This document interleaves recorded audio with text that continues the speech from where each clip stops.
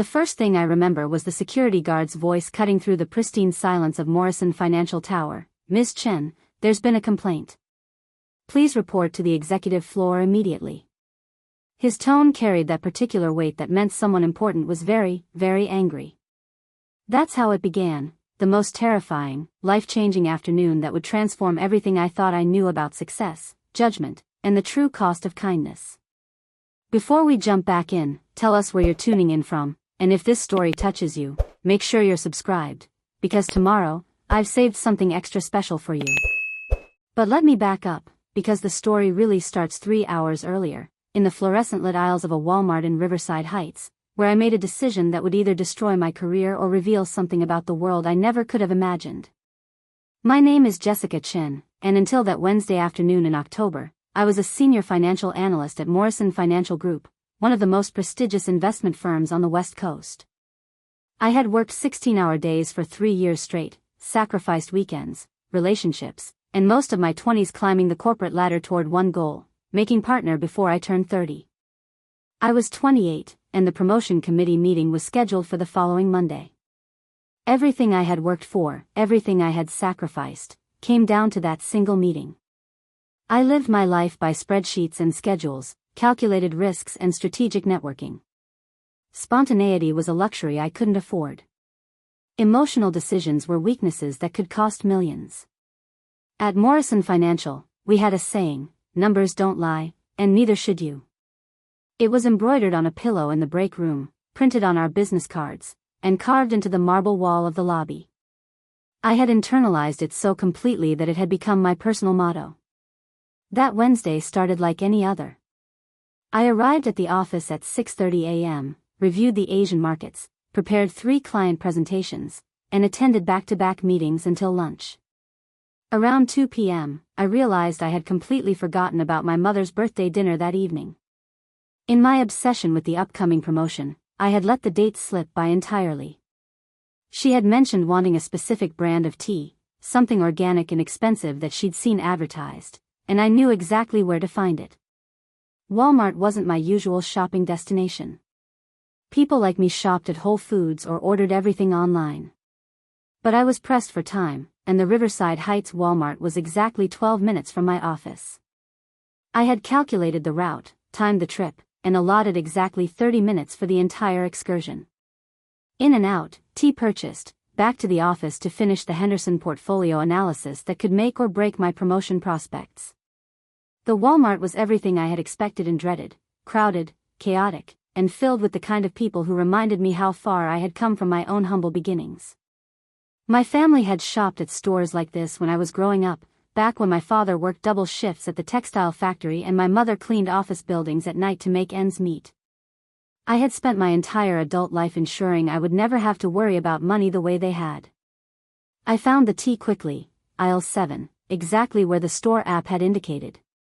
$47 for a small tin, which seemed excessive, but my mother had mentioned it specifically, and guilt over my neglect made me less price-conscious than usual. I was heading toward the checkout when I heard it, a voice, soft and apologetic, thick with embarrassment. "I'm so sorry, I thought I had enough. Could you maybe remove the milk? And the bread? I just need the medicine for my grandson." I turned toward the sound and saw her at register 3, an elderly woman, probably in her 70s, wearing a faded brown coat that had seen better decades. Her hands trembled as she fumbled through a worn wallet, counting and recounting crumpled bills and loose change. The items on the conveyor belt told a story I recognized from my childhood: generic brand everything, the smallest sizes available, each purchase carefully calculated for maximum necessity and minimum cost. The cashier, a teenager with purple hair and multiple piercings, sighed dramatically. "Ma'am, your total is $47.83. You have $26.50. I can't just remove items randomly, you'll have to decide what you want to keep." Behind her, a line was forming. A man in a business suit checked his watch impatiently. A mother with 2 small children shifted restlessly. Someone muttered something about holding up the line. The woman's face flushed red with shame as she began sorting through her purchases, trying to decide between her grandson's cough medicine and food for the week. I checked my phone, 2:47 p.m. I had 13 minutes to complete my purchase and return to the office for my 3:30 meeting with Victoria Morrison herself, the CEO's daughter and the person who would ultimately decide my promotion fate. Being late for that meeting would be career suicide. Victoria Morrison was notorious for her punctuality obsession and her zero tolerance for what she called emotional decision-making in business. Everything in my carefully constructed professional life screamed at me to look away, complete my purchase, and return to the safety of my spreadsheets and strategic plans. This wasn't my problem. I had worked too hard and sacrificed too much to risk everything for a stranger's grocery bill. But as I stood there, watching this woman's dignity crumble under the fluorescent lights, something deeper than career ambition stirred in my chest. Something that remembered what it felt like to count pennies and choose between necessities. Something that remembered who I used to be before I became who I thought I needed to be. Preparing and narrating this story took us a lot of time, so if you are enjoying it, subscribe to our channel, it means a lot to us. Now back to the story. I looked at the trembling hands, the faded coat, the careful way she sorted through items that probably represented her entire weekly budget. And in that moment, standing in a Walmart checkout line with my expensive tea and my expensive life, I made a choice that would change everything. I had no idea that the elderly woman counting pennies was about to teach me the most important lesson of my life. Let me tell you who I was before that moment in Walmart changed everything. Understanding my world, the carefully constructed fortress of ambition and fear I had built around myself, is crucial to understanding why what happened next felt like stepping off a cliff. My life in the fall of 2023 revolved entirely around Morrison Financial Group's gleaming 42-story tower in downtown Bellingham. From my corner desk on the 38th floor, I could see the entire city sprawled below me like a conquered territory. I had earned that view through 3 years of relentless dedication, working weekends while my college friends traveled, skipping family gatherings for client calls, and saying no to every social invitation that didn't advance my career. The numbers spoke for themselves. I had generated $47 million in revenue for the firm in my first 3 years, maintained a client retention rate of 98.7%, and had never missed a deadline. My apartment reflected my priorities, a sterile, efficient studio in the financial district, furnished with items chosen for function rather than comfort. The only personal touch was a photograph of my parents on my desk, a reminder of everything I was working to leave behind. My parents, David and Lynn Chen, had immigrated from Taiwan when I was 5 years old. My father found work at Riverside Textiles, operating industrial sewing machines for $12 an hour. My mother cleaned office buildings at night, including, ironically, several floors of the Morrison Financial Tower. I used to do homework in those empty offices while she vacuumed around me, the city lights twinkling through floor-to-ceiling windows that seemed like portals to another universe. "Study hard, Jessica," my mother would say in her careful English, pointing toward the executive offices with their mahogany desks and leather chairs. "Smart girl like you belongs up there, not down here cleaning." She said it without bitterness, only hope, the kind of hope that immigrants carry like fragile cargo across oceans and through decades of struggle. That hope became my burden and my fuel. Every A+ in school, every scholarship application, every late night studying for the CPA exam was a step away from the world of night shifts and counted pennies. When Morrison Financial offered me a position straight out of graduate school, my parents cried with pride. When I received my first paycheck, more money than my father made in 2 months, I felt like I had finally crossed into the promised land.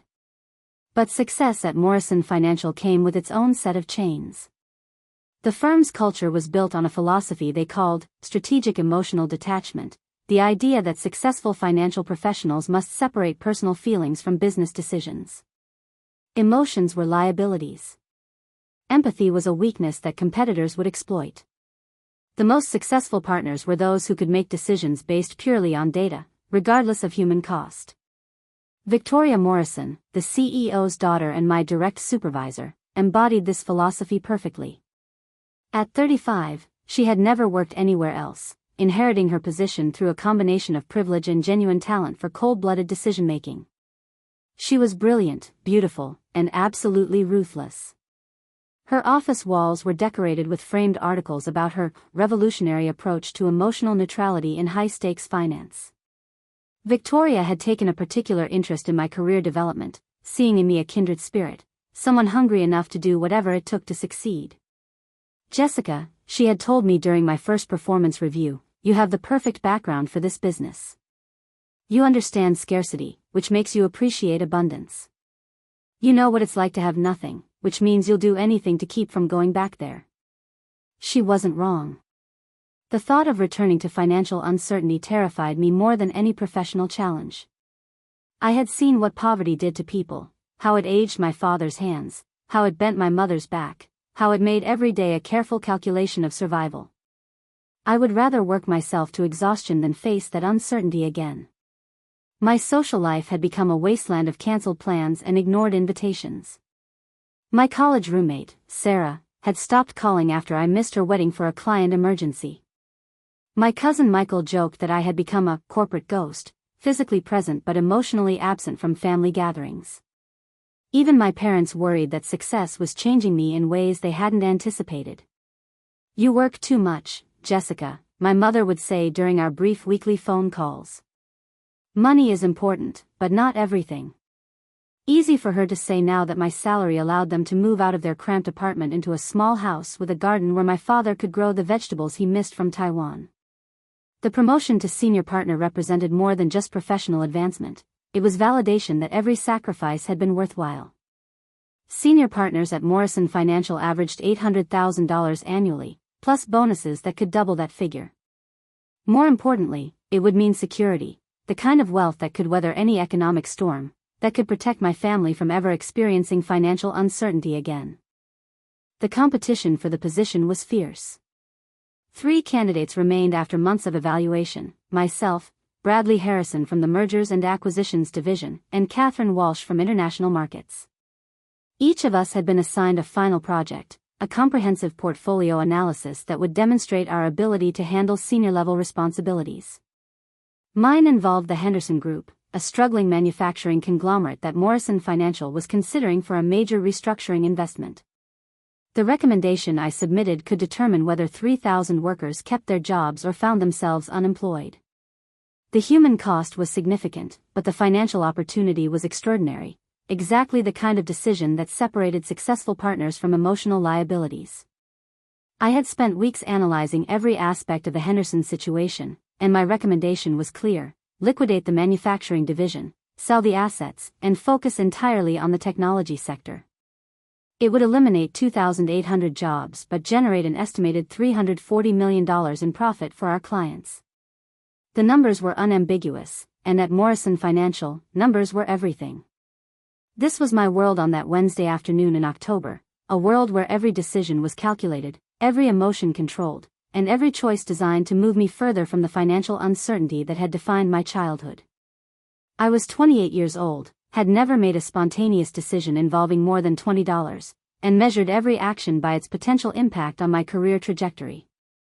I had built my entire adult identity around the belief that success required sacrificing sentiment, that professional achievement demanded personal detachment, and that the only way to escape poverty was to become the kind of person who never looked back.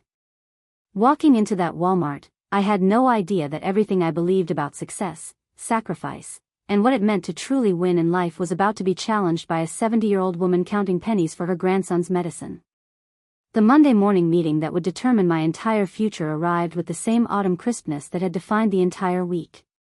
Victoria Morrison's assistant, a perfectly manicured woman named Rebecca, had sent the calendar invitation 3 weeks prior: Partnership Evaluation Committee, Final Presentations, Conference Room A, 9 a.m. sharp.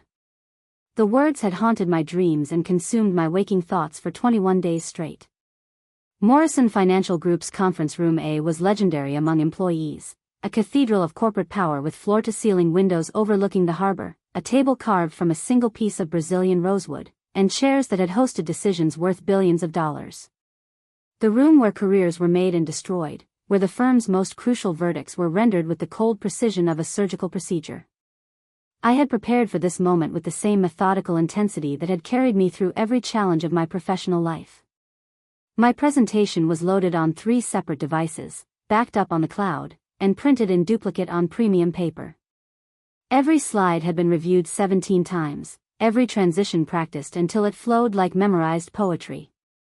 I knew the Henderson Group analysis so thoroughly that I could recite the financial projections in my sleep. The outfit hanging in my closet had been selected with strategic precision, a navy blue Armani suit that conveyed authority without arrogance, paired with moderate heels that added height without suggesting insecurity. My mother had taught me that first impressions were permanent impressions, and I intended to look like someone who belonged in the upper echelons of the financial world. My competition for the senior partnership position represented the best that Morrison Financial had to offer. Bradley Harrison, 31 years old, Harvard MBA, with a specialty in mergers and acquisitions that had earned him recognition in Financial Weekly magazine. His family owned a chain of boutique hotels throughout New England, which meant he approached business with the casual confidence of someone who had never known financial uncertainty. Bradley treated million-dollar deals like chess moves, calculated but never desperate. Catherine Walsh presented a different kind of threat entirely. At 29, she was the youngest woman ever promoted to division head at Morrison Financial, having built the international markets department from 3 employees to 37 in just 4 years. Catherine spoke 5 languages fluently, had negotiated deals in 17 countries, and possessed the kind of natural charisma that made clients trust her with their life savings after a single meeting. She came from old money, the kind of generational wealth that whispered rather than shouted, that opened doors without knocking. Both of my competitors had advantages I could never claim: connections, inherited confidence, and the security that came from knowing failure wouldn't mean returning to night shifts and counted pennies. But I had something they lacked: hunger. The kind of raw, desperate ambition that came from understanding exactly what poverty felt like and being willing to do anything to never experience it again. The Henderson Group case had been designed as the ultimate test of our analytical capabilities and decision-making under pressure. Henderson Manufacturing had been a Midwest industrial giant for 73 years, employing over 4,000 workers across 6 states and generating revenue that peaked at $2.3 billion annually during the boom years of the early 2000s. But changing markets, international competition, and outdated infrastructure had transformed Henderson from a success story into a cautionary tale. The company now faced a choice between modernization and liquidation, and Morrison Financial's recommendation would determine which path they followed. Our clients stood to profit significantly either way, but the human cost varied dramatically depending on our analysis. Modernization would require massive initial investment but could preserve most jobs long-term. Liquidation would generate immediate profits but would eliminate thousands of positions permanently. I had spent 6 weeks immersed in Henderson's financial records, studying everything from quarterly reports to employee pension obligations. I had visited their facilities in Ohio and Michigan, walking through factories that smelled of motor oil and decades of honest work. I had interviewed executives, toured production lines, and reviewed market forecasts that painted a grim picture of American manufacturing's future. The numbers were unambiguous. Henderson's legacy business model was unsustainable in the current economic environment. Their production costs were 37% higher than international competitors, their equipment required $450 million in upgrades to meet modern efficiency standards, and their pension obligations represented a long-term liability that would burden profitability for decades. My recommendation was mathematically sound: liquidate the manufacturing divisions, sell the real estate assets, and reinvest the proceeds in Henderson's small but profitable technology subsidiary. The strategy would eliminate 2,847 jobs immediately but would generate an estimated $340 million profit for our clients within 18 months. From a purely financial perspective, it was the only logical choice. Catherine Walsh had reached a similar conclusion, though her presentation focused more on international market opportunities and gradual downsizing rather than immediate liquidation. Bradley Harrison had proposed a more aggressive approach: complete dismantling of Henderson's operations with assets sold piecemeal to maximize short-term returns. The partnership committee consisted of 5 senior partners, each representing a different aspect of Morrison Financial's operations. At the head of the table sat Victoria Morrison herself, flanked by Thomas Bradley from corporate restructuring, Maria Santos from client relations, David Kim from risk assessment, and James Patterson from strategic planning. These 5 individuals would determine not just my professional future, but my entire identity as a person who had successfully escaped the limitations of her background. The committee had spent the previous week reviewing our written recommendations, but the Monday morning presentation would be our opportunity to defend our analysis under direct questioning. Victoria had warned all three candidates that the partners would challenge every assumption, question every projection, and probe for any weakness in our reasoning. This isn't just about numbers, she had explained during our final preparation meeting. Senior partners must demonstrate the ability to make difficult decisions without emotional interference. Our clients trust us to prioritize their financial interests above all other considerations. Sentiment is a luxury that costs money, and money is the only objective measure of success in this business. I understood exactly what she meant. The Henderson case wasn't really about Henderson at all. It was about proving that I could recommend eliminating thousands of jobs without flinching, that I could prioritize profit over people with the cold efficiency that Morrison Financial demanded from its leadership. The irony wasn't lost on me that my own parents could have been among those Henderson employees 40 years ago, immigrants grateful for any opportunity to work, to build something better for their children. But that was exactly why I couldn't afford to let emotion cloud my judgment. Sentiment wouldn't pay my parents' medical bills when they got older. Compassion wouldn't protect my family from the financial uncertainty that had defined their entire generation. As I rode the elevator to the 42nd floor that Monday morning, I felt the weight of everything I had worked for pressing down on my shoulders. 3 years of 16-hour days, countless sacrificed weekends, relationships abandoned for conference calls, everything had led to this single hour in conference room A. I checked my reflection in the elevator's polished steel doors one final time. The woman looking back at me was polished, professional, and prepared. She looked like someone who belonged in a room where billion-dollar decisions were made. She looked like someone who had successfully transformed herself from the daughter of factory workers into a master of corporate strategy. What I didn't realize was that in exactly 73 hours, I would be sitting in that same conference room facing questions that had nothing to do with Henderson Group's financial projections and everything to do with a choice I had made in a Walmart checkout line. A choice that would reveal whether I had truly succeeded in becoming the person I thought I needed to be, or whether I had simply become very good at pretending to be someone I wasn't. The elevator doors opened with a soft chime, and I stepped into the most important morning of my carefully constructed professional life, completely unaware that my real test had already taken place 3 days earlier in aisle 7 of a discount store I never should have entered. The weekend before my presentation consumed me with a preparation ritual that bordered on obsessive compulsion. I had transformed my sterile apartment into a war room, covering every available surface with printed reports, financial projections, and strategic analyses. The Henderson Group case files created a paper mountain that stretched from my dining table to the living room floor, each document meticulously organized and color-coded according to relevance and impact. Saturday morning began at 5:30 a.m. with my standard preparation routine, a protein shake optimized for sustained energy, followed by 45 minutes on the treadmill while reviewing market reports on my tablet. Physical fitness had become another calculated component of my professional strategy. Victoria Morrison frequently mentioned that senior partners needed the stamina to handle 16-hour negotiation sessions and transcontinental flights to client meetings.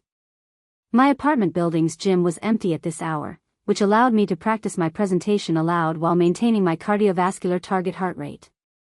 The Henderson Group numbers flowed from my memory like a perfectly rehearsed symphony: revenue decline of 23% over 5 years, operational efficiency ratio falling from 87% to 61%, pension liability exceeding current asset value by $127 million. Every statistic had been verified against primary sources and cross-referenced with industry benchmarks. The mathematical elegance of my recommendation was undeniable.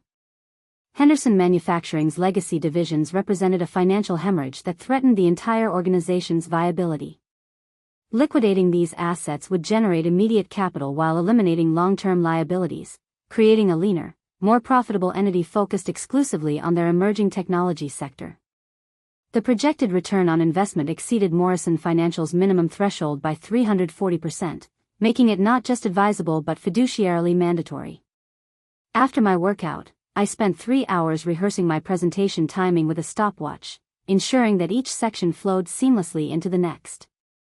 The partnership committee had allocated exactly 45 minutes for my presentation, including time for questions and challenges. Victoria had warned me that senior partners viewed time management as a reflection of overall competency. Running over the allotted time was considered disrespectful, while finishing early suggested insufficient preparation. My delivery needed to convey confidence without arrogance, authority without defensiveness.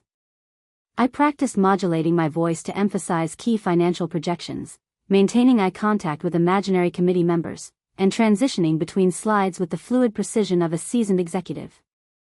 The mirror in my bedroom reflected back a woman who looked like she belonged in Morrison Financial's executive suite, poised, professional, and completely in control. Sunday was dedicated to anticipating potential challenges and preparing counterarguments for every conceivable objection. I created detailed responses to questions about alternative restructuring strategies, market volatility scenarios, and implementation timelines. Each answer was crafted to demonstrate not just technical competence but the kind of strategic thinking that separated senior partners from ordinary analysts. The most likely area of attack would be the human cost of my recommendation. Morrison Financial's partners weren't heartless, but they understood that emotional considerations had no place in financial analysis. When Thomas Bradley from Corporate Restructuring inevitably asked about the impact on Henderson's workforce, I was prepared with data showing that market forces made these job losses inevitable regardless of our recommendation. Delaying the liquidation would only prolong uncertainty while reducing the company's ability to provide meaningful severance packages. I had researched comparable cases where similar manufacturing companies had attempted to preserve jobs through modernization programs. The results were uniformly disappointing: extended decline, eventual bankruptcy, and total loss of both jobs and investor capital. My recommendation would cause immediate pain but prevent long-term catastrophe, the kind of difficult decision that demonstrated executive leadership capability. The psychological preparation was equally important. Victoria had stressed that the partnership committee would be watching for any signs of emotional instability or sentiment-driven thinking. Senior partners needed to make decisions that affected thousands of lives without allowing personal feelings to compromise their judgment. The ability to recommend massive layoffs while maintaining professional composure was considered a crucial qualification for advancement. I spent Sunday evening reviewing profiles of Morrison Financial's most successful partners, studying how they had navigated similar ethical challenges throughout their careers.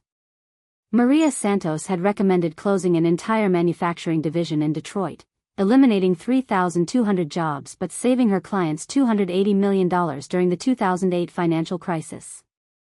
David Kim had structured the leveraged buyout of a regional airline, resulting in route cancellations that stranded dozens of small communities but generated 67% returns for investors.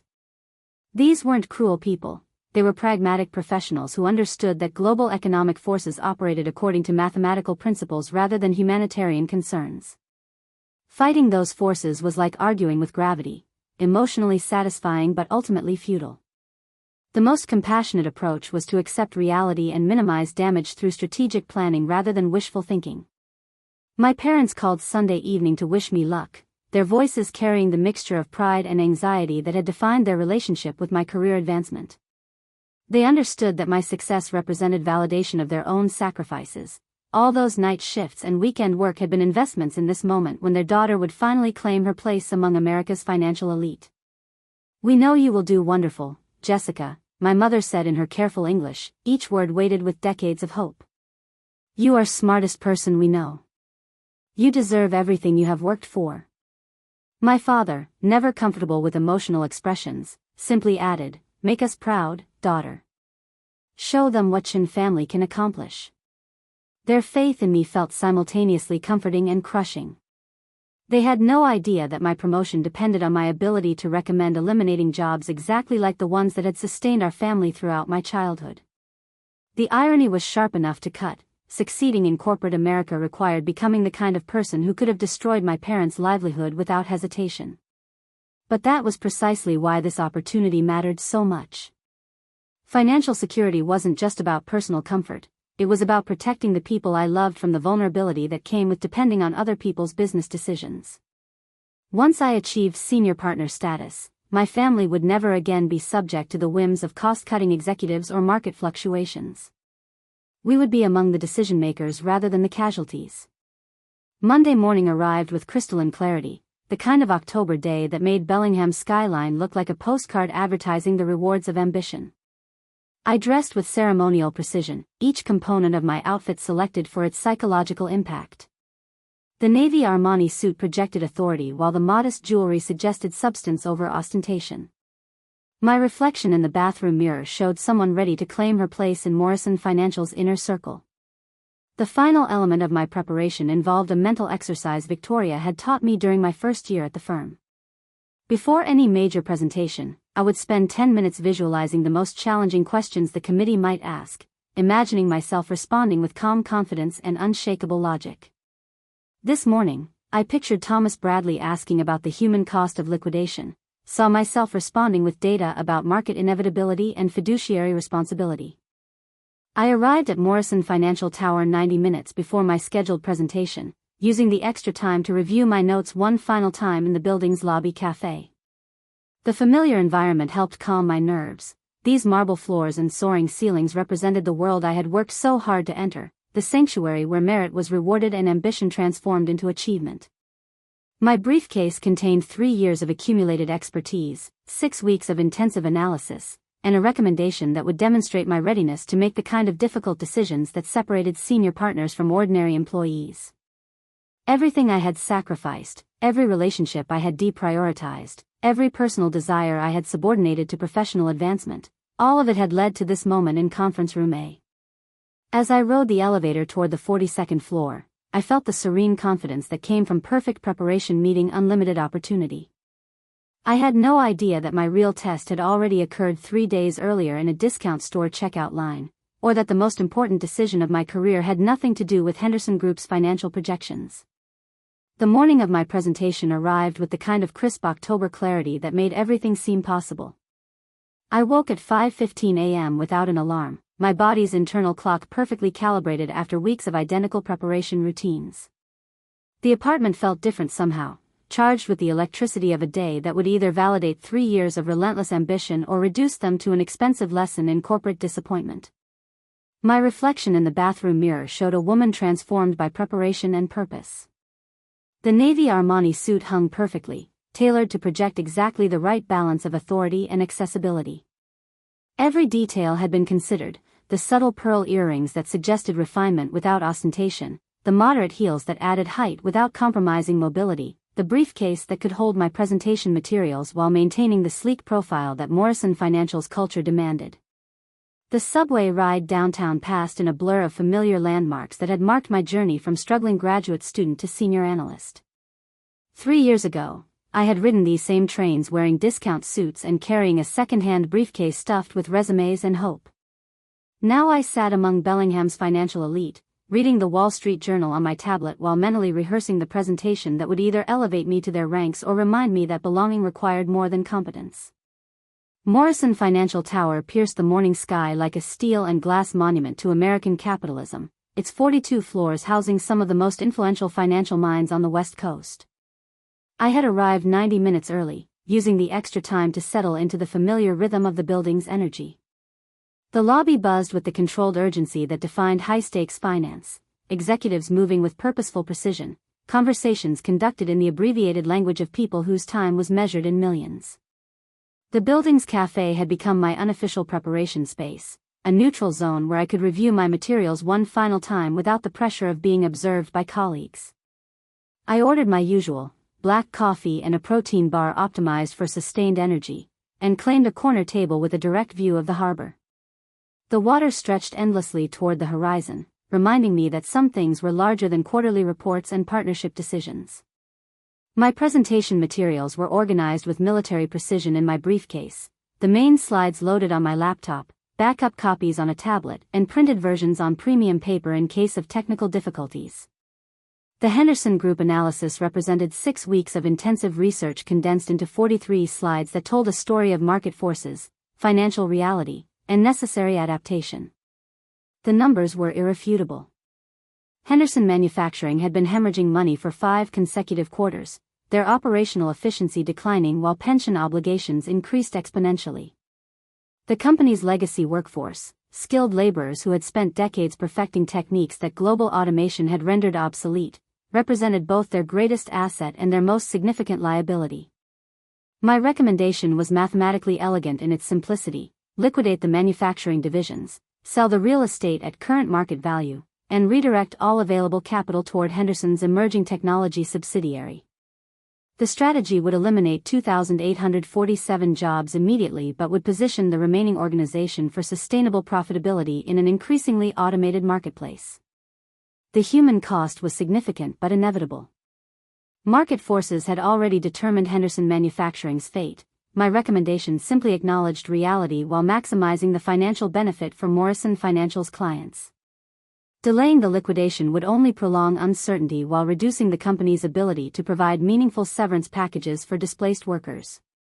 I had prepared detailed responses to every conceivable objection, particularly those involving the workforce impact. The partnership committee would undoubtedly probe my reasoning, testing whether I possessed the emotional fortitude necessary for senior-level decision-making.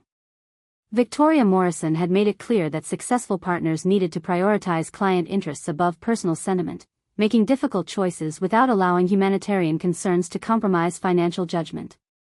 At 8:30 a.m., I made my way to the 38th floor, where conference room A waited like a judicial chamber for the most important trial of my professional life. The elevator ride felt simultaneously eternal and instantaneous, 42 floors of ascending anticipation that delivered me to the threshold of everything I had worked to achieve. The conference room's door was closed, but I could hear muffled voices from within, the partnership committee conducting their pre-meeting discussion, finalizing their evaluation criteria and strategic priorities. In 30 minutes, I would enter that room and present the analysis that would determine whether I joined their ranks or remained among the talented but ultimately replaceable workforce that implemented their decisions. I used the waiting time to center myself through the breathing techniques Victoria had taught me during my first year at the firm. Deep, controlled inhalations that flooded my system with oxygen while slow, measured exhalations released tension and self-doubt. The practice had become as essential to my professional toolkit as financial modeling software and client relationship management. The hallway outside conference room A was lined with portraits of Morrison Financial's founding partners, stern-faced men whose vision had built the firm into a regional powerhouse. Their painted eyes seemed to judge my worthiness to join their legacy, evaluating whether a factory worker's daughter possessed the necessary qualities for financial leadership. My parents had never seen this hallway, never walked these marble floors or breathed the rarefied air of executive decision-making. They understood my success in terms of salary increases and job security, tangible improvements to our family's economic position. But they couldn't comprehend the cultural transformation required to succeed at Morrison Financial, the gradual erosion of working-class values in favor of elite priorities, the replacement of community loyalty with corporate allegiance. At exactly 8:55 a.m., Rebecca emerged from conference room A with her characteristic precision. "Ms. Chen, the committee is ready for your presentation. Please remember that you have 45 minutes, including time for questions." The committee appreciates punctuality and efficiency. I followed her into the room where my future would be decided, my heels clicking against marble floors with the rhythm of calculated confidence. The partnership committee sat arranged around the Brazilian rosewood table like a tribunal of financial judgment, their expressions neutral but attentive. Victoria Morrison occupied the head of the table, flanked by Thomas Bradley, Maria Santos, David Kim, and James Patterson, 5 individuals whose collective approval would transform me from ambitious analyst to senior partner. Their combined experience represented over a century of high-stakes financial decision-making, countless mergers and acquisitions that had shaped the regional economy according to principles of mathematical efficiency rather than humanitarian concern. "Good morning, Jessica," Victoria said with the warm professionalism that had made her both mentor and aspirational model. "We're looking forward to your analysis of the Henderson Group situation. Please proceed whenever you're ready." I activated my laptop, watching as the first slide of my presentation filled the room's enormous display screen. The Henderson Manufacturing logo appeared alongside financial projections that painted a stark picture of industrial decline and necessary adaptation. Everything I had worked for, every sacrifice I had made, every relationship I had subordinated to professional advancement, all of it had led to this moment of truth. "Thank you for this opportunity," I began, my voice carrying the confidence born of perfect preparation. "Today I'll be presenting my analysis of Henderson Group's financial position and my recommendations for maximizing client returns while minimizing long-term risk exposure." The presentation began flawlessly, each slide transitioning smoothly into the next as I guided the committee through 6 weeks of intensive research and strategic analysis. I felt the familiar rush of intellectual mastery, the satisfaction of presenting complex information with clarity and precision.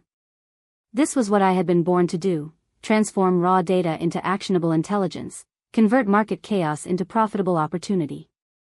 I had no idea that in exactly 17 hours, I would be sitting in this same room facing questions that had nothing to do with Henderson Group's quarterly projections and everything to do with a choice I hadn't yet made. A choice that would reveal whether all my preparation had equipped me for the kind of test that really mattered, or whether I had simply become very skilled at answering the wrong questions.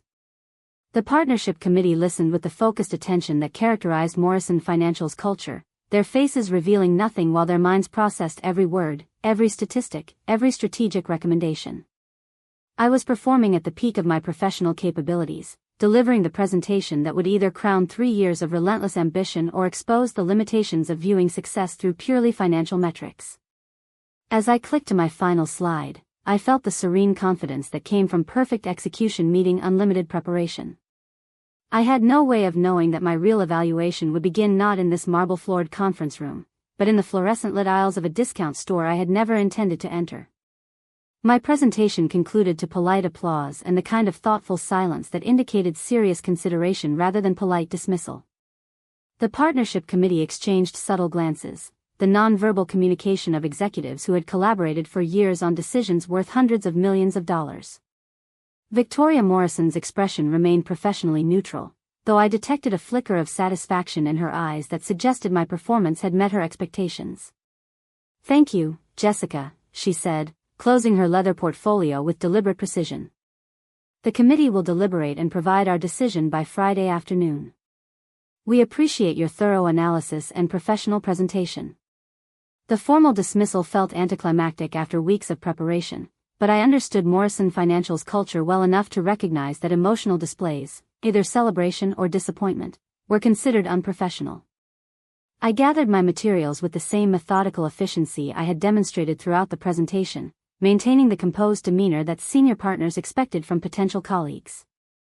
Walking back to my desk on the 38th floor, I felt the peculiar emptiness that follows intense preparation meeting completion. For 6 weeks, the Henderson Group analysis had consumed every waking moment, organizing my schedule around research deadlines and presentation refinements. Now, with the formal evaluation complete, I faced 3 days of waiting while the partnership committee reviewed my performance against my competitors. The rest of Monday passed in a haze of routine responsibilities that felt insignificant compared to the morning's high-stakes presentation. I reviewed client portfolios, updated market analysis reports, and attended team meetings where colleagues offered congratulations tinged with competitive uncertainty. Everyone at Morrison Financial understood that promotion opportunities were zero-sum games. My success would necessarily mean disappointment for Bradley Harrison and Catherine Walsh. Tuesday brought a welcome return to normal operational rhythm.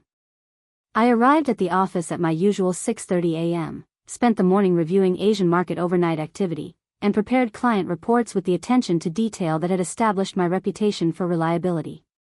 The Henderson Group materials had been filed away, replaced by current projects that demanded immediate attention despite their reduced psychological significance. Victoria Morrison stopped by my desk around 2 p.m., carrying the casual confidence that characterized her interactions with favored employees. "Jessica, excellent presentation yesterday. The committee was impressed with your analytical rigor and strategic thinking. Regardless of the final decision, you should be proud of the quality of work you've demonstrated." Her words carried the calculated encouragement of someone who understood employee motivation but avoided commitments that might create legal complications. I thanked her appropriately, maintaining the professional distance that Morrison Financial's culture demanded while internally cataloging every nuance of her tone and word choice for clues about the committee's deliberations. Wednesday morning arrived with an unusual sense of lightness, as if the completion of my presentation had released some unconscious tension I hadn't realized I was carrying. The autumn weather had turned crisp and clear, the kind of day that made Bellingham's waterfront sparkle like a postcard advertising the rewards of professional success.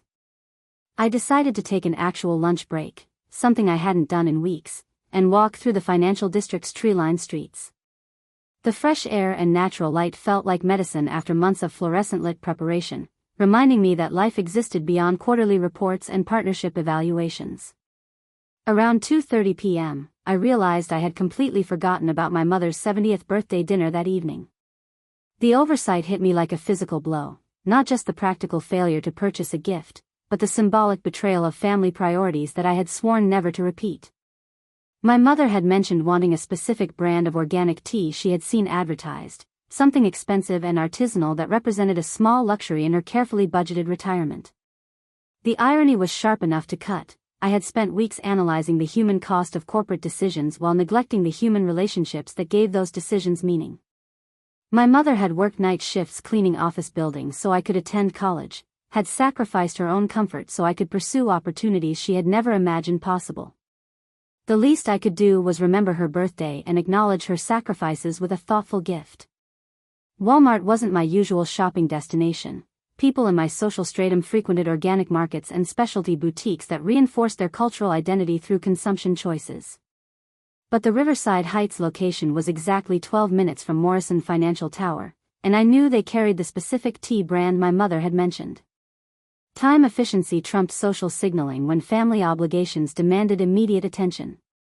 The parking lot was crowded with the vehicles of people whose economic realities differed dramatically from my own. Older cars showing signs of careful maintenance, families loading groceries with the precision that came from budgetary constraints, workers still wearing uniforms from service industry jobs that required pleasant demeanor regardless of personal circumstances. Walking through Walmart's automatic doors felt like crossing into a parallel universe, one where prices mattered more than brands, where functionality trumped aesthetics, where shopping represented necessity rather than lifestyle expression. The fluorescent lighting was harsh after Morrison Financial's carefully calibrated ambience, the linoleum floors practical rather than elegant. I found the tea section quickly, aisle 7, exactly where the store's mobile app had indicated. The specific brand my mother wanted cost $47 for a small tin, which seemed excessive until I remembered that her entire monthly discretionary spending probably didn't exceed $200. This represented a significant luxury for someone living on Social Security and my father's modest pension from the textile factory. Standing in that aisle, surrounded by hundreds of products designed for customers whose financial constraints shaped every purchasing decision, I felt an unexpected wave of recognition. This was the world I had grown up in, where every dollar was counted and every expense justified through careful calculation. My success at Morrison Financial had insulated me from these realities so completely that I had almost forgotten what budgetary pressure felt like. The checkout area buzzed with the controlled chaos of efficiency meeting volume, multiple lines moving at different speeds, families juggling children and shopping lists, elderly customers counting exact change with the precision that came from limited resources. I chose the shortest line, checking my phone to ensure I could complete the purchase and return to the office before my 3:30 meeting with a potential client. That's when I heard the voice that would change everything, soft, apologetic, thick with the embarrassment that comes from public financial inadequacy. An elderly woman at Register 3 was fumbling through a worn wallet, her hands trembling as she sorted through crumpled bills and loose change. "I'm so sorry, I thought I had enough. Could you maybe remove the milk? And the bread? I just need the medicine for my grandson." The scene unfolded with horrible familiarity. A customer discovering that careful budgeting hadn't quite stretched far enough, forced to choose between necessities while strangers watched and judged. The cashier's impatience was palpable, the line behind her growing restless, the woman's dignity crumbling under fluorescent lights that revealed every detail of her humiliation. I checked my phone, 2:47 p.m. 13 minutes until my meeting with Victoria Morrison herself, not just any client appointment, but a strategy session that could influence the partnership committee's final evaluation. Being late would be professional suicide, particularly given the cultural emphasis on punctuality that defined Morrison Financial's expectations. Everything in my carefully constructed professional identity screamed at me to complete my purchase and return to the safety of marble floors and strategic planning. This wasn't my problem. I had worked too hard and sacrificed too much to risk everything for a stranger's grocery bill. But standing there, watching this woman's careful dignity dissolve under the weight of counted pennies and public scrutiny, something deeper than career advancement stirred in my chest. Something that remembered what it felt like to choose between necessities, to count change with trembling fingers, to apologize for taking up space in a world that valued efficiency over humanity. The woman was trying to decide between her grandson's cough medicine and food for the week, her weathered hands sorting through items that probably represented her entire budget. Behind her, other customers shifted impatiently. Someone muttered about holding up the line, and the teenage cashier tapped her fingers with barely concealed irritation.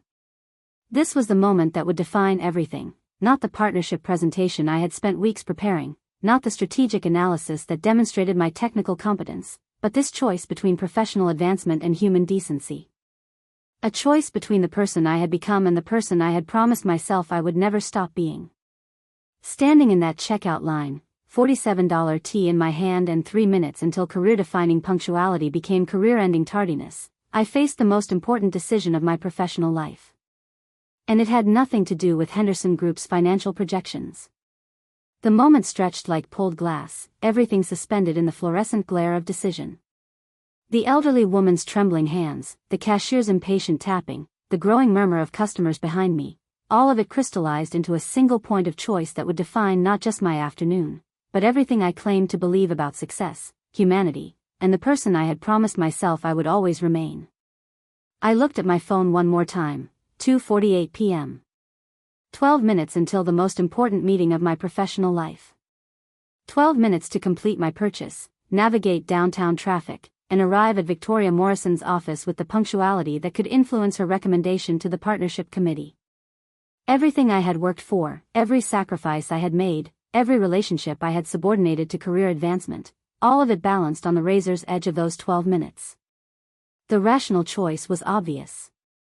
I should complete my transaction, return to Morrison Financial Tower, and attend the meeting that could secure my financial future. The elderly woman's situation was unfortunate, but it wasn't my responsibility.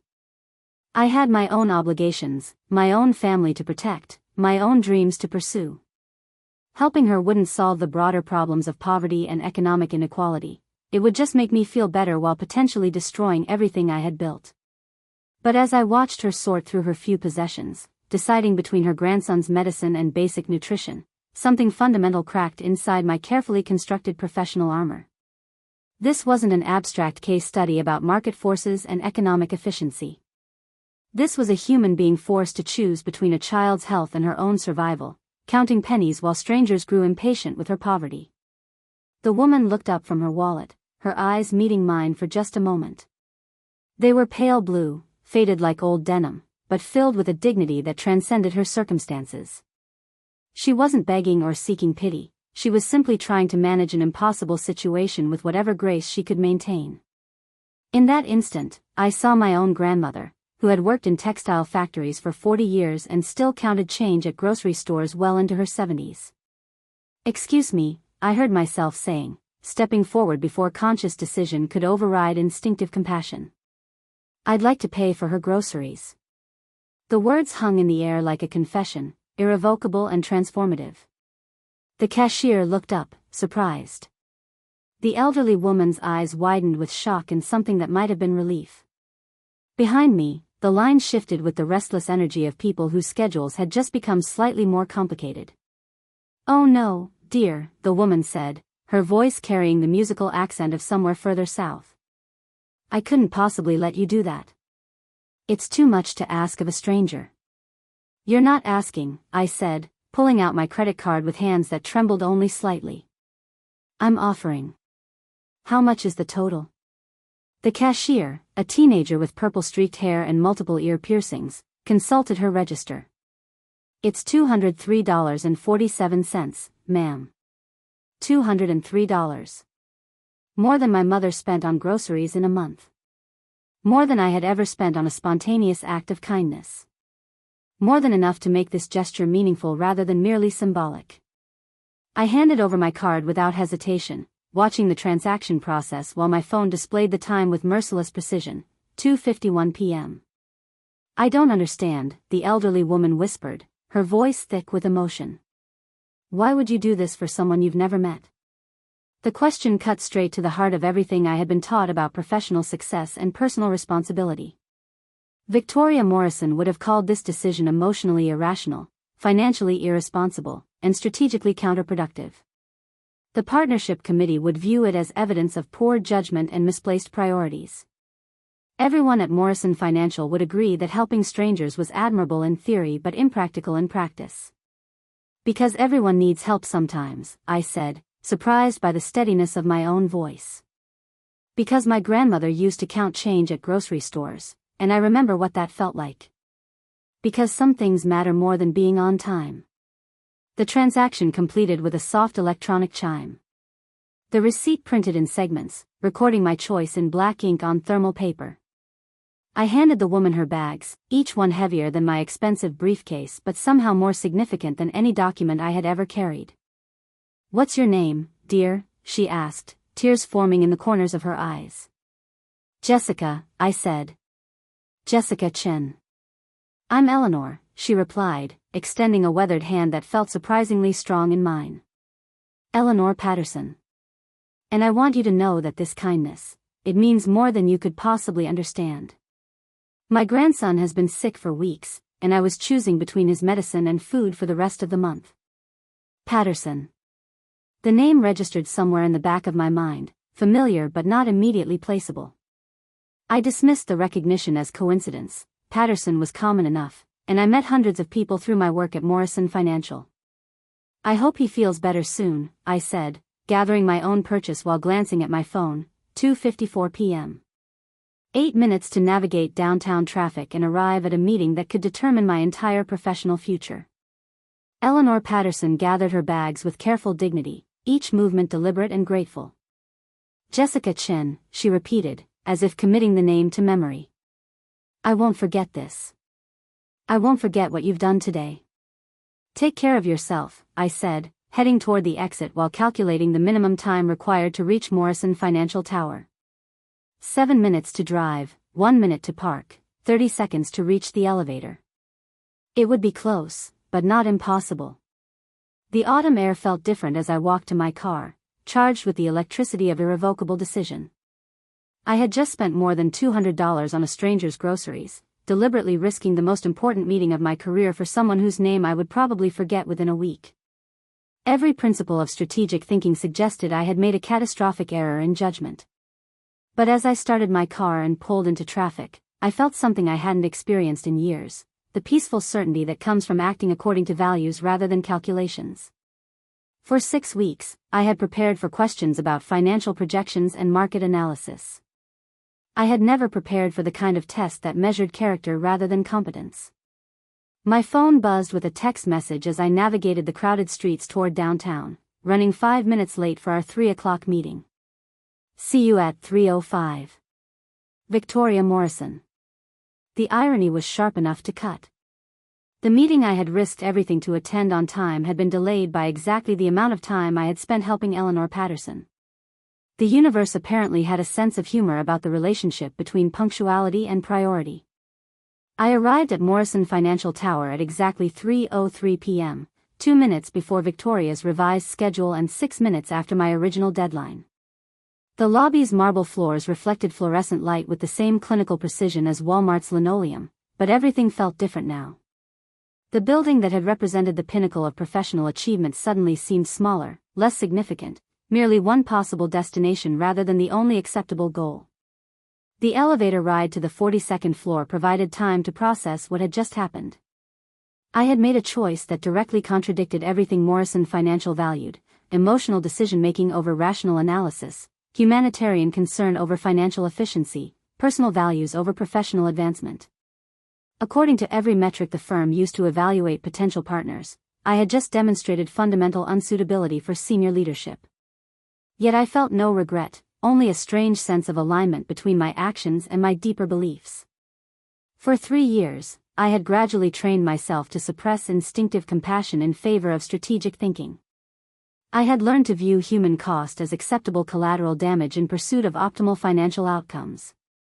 I had become very skilled at justifying decisions that served my career while violating my conscience.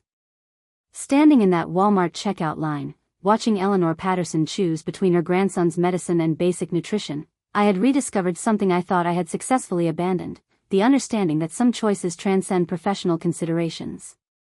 Some decisions define character rather than career trajectory. Some moments test values rather than competence. The elevator doors opened with their familiar whisper, delivering me to the executive floor where Victoria Morrison waited with questions about quarterly projections and strategic implementation. I walked toward her office carrying my briefcase and my receipt from Walmart, two documents that represented completely different approaches to measuring success. I had no idea that Eleanor Patterson was about to teach me the most important lesson of my professional life, or that the name on her credit cards would soon appear in a context that would transform my understanding of everything I thought I knew about power, judgment, and the true meaning of strategic thinking. The meeting with Victoria Morrison would proceed exactly as planned, but nothing else about my carefully constructed professional future would ever be the same. Victoria Morrison's office occupied a corner of the 42nd floor that commanded views of both Bellingham's harbor and the mountain range that defined the eastern horizon. Floor-to-ceiling windows framed her desk like a corporate altar, while original oil paintings and handcrafted furniture reinforced the message that senior partners inhabited a different economic stratum than ordinary employees. I had been in this office dozens of times, but today the familiar space felt charged with unusual significance. "Jessica, please sit," Victoria said, gesturing toward the leather chairs arranged around a small conference table. "I wanted to discuss your presentation yesterday and get your thoughts on the next steps in your professional development." She moved with the fluid confidence that characterized successful executives, every gesture deliberate, every word weighted with consideration for its strategic impact. Victoria had built her reputation on the ability to identify and nurture talent, transforming promising analysts into profit-generating partners through careful mentorship and calculated opportunity. "I was impressed with your analytical rigor on the Henderson case," she continued, settling into her chair with practiced grace. "The committee found your financial projections particularly compelling, especially the long-term profitability analysis. You demonstrated exactly the kind of strategic thinking we value in senior leadership positions." Her praise felt simultaneously validating and hollow, as if she were describing someone else's accomplishments rather than acknowledging my own work. The presentation that had consumed 6 weeks of preparation now seemed like a performance piece, technically proficient but emotionally disconnected from any meaningful purpose. "However," Victoria said, her tone shifting to the careful neutrality that preceded constructive criticism, "I want to discuss some concerns that emerged during the committee's deliberation. Specifically, questions about your decision-making process under pressure and your ability to maintain professional objectivity when faced with emotional complications." The change in direction felt like stepping off a cliff I hadn't seen approaching. My presentation had been flawless, my analysis mathematically sound, my recommendations strategically defensible. What possible concerns could the committee have identified in work that had met every technical standard Morrison Financial demanded? "I'm not sure I understand," I said, maintaining the composed demeanor that executive conversations required while my mind raced through potential criticisms. "Could you be more specific about the committee's concerns?"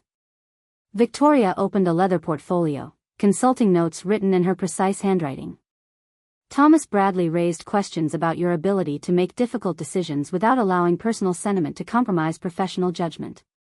Specifically, he wondered whether you possess the emotional detachment necessary for senior-level responsibility." The accusation hit like a physical blow.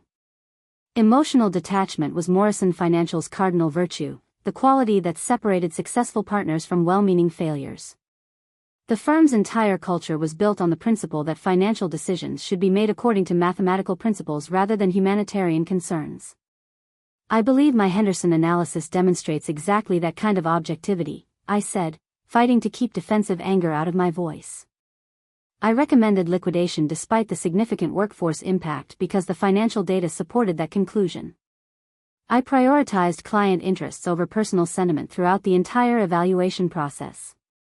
"Yes," Victoria agreed, "your written analysis was exemplary. But committee members noted something in your presentation style that suggested internal conflict about the human cost of your recommendations. A certain hesitation when discussing the employment implications, perhaps a lack of conviction when defending the necessity of workforce reduction." The observation was devastating in its accuracy. I had spent weeks preparing technical responses to questions about market analysis and implementation strategy, but I had never successfully reconciled the emotional tension between professional success and personal values. Despite my best efforts to embrace Morrison Financial's culture of strategic detachment, some part of me had remained connected to the human consequences of corporate decision-making. Maria Santos specifically mentioned that successful senior partners need to make decisions affecting thousands of lives without visible emotional strain, Victoria continued. She questioned whether you've developed the psychological resilience necessary for that level of responsibility. The irony was overwhelming.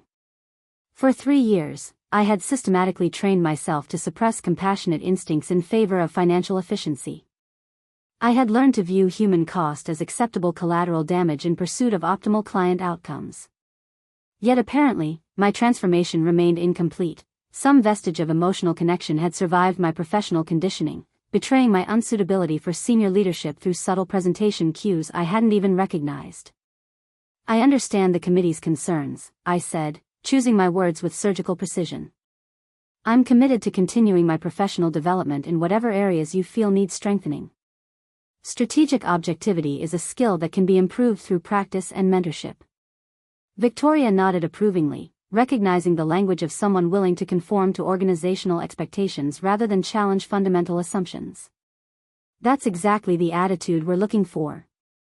The ability to acknowledge areas for improvement and commit to necessary changes. She paused, consulting her notes again. Which brings me to a specific situation that's come to the committee's attention. We've received information about an incident yesterday afternoon that raises additional questions about your judgment and professional priorities. The words hit like ice water in my veins. There was no way Morrison Financial could know about my encounter with Eleanor Patterson at Walmart, no connection between my personal shopping trip and my professional responsibilities. Yet Victoria's tone carried the weight of specific knowledge rather than general speculation. Yesterday around 3 p.m., she continued, you were scheduled to meet with me for a strategic planning discussion that could have influenced the partnership committee's final evaluation. Instead, you spent significant time at a retail establishment engaging in what appears to have been an emotionally driven financial transaction with a stranger. The room tilted on its axis. How could Victoria possibly know about Walmart, about Eleanor Patterson, about the choice I had made between professional punctuality and personal compassion? My movements yesterday afternoon had been private, unobserved by anyone connected to Morrison Financial.